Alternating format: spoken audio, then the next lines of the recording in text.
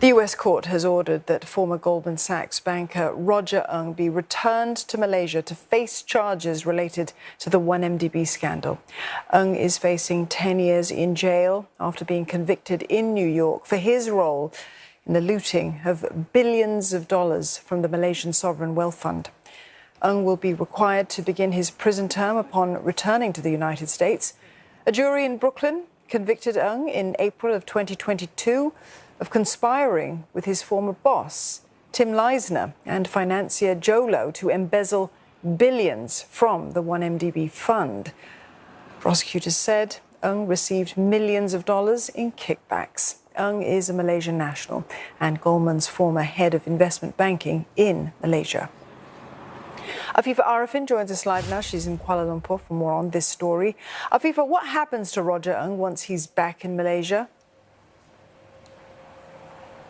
Well, in a nutshell, he will be charged. But at this point, it's unclear what these charges will be. Now, as we know, Roger Ng is a Malaysian national and he was Goldman Sachs' former head of investment banking in the country. He was arrested in Malaysia back in November 2018 and agreed to be extradited to the US 3 months later. He was then convicted in March of 2022. Now, Roger Ng, he is currently facing 10 years in prison after being convicted of helping loot billions of dollars from the 1MDB Sovereign Wealth Fund. And that case stemmed from about $6.5 billion in bonds that Goldman helped 1MDB sell in 2012 and 2013. Now, Ng was found guilty of helping his boss, Tim Leisner, embezzle money from 1MDB, launder the proceeds, and bribe government officials to get contracts. Now, after Malaysia's constant pursuit to bring him back, Roger Ng will finally be returned to this country where he will face related charges. He has been ordered to be turned over to Malaysian law enforcement on Friday,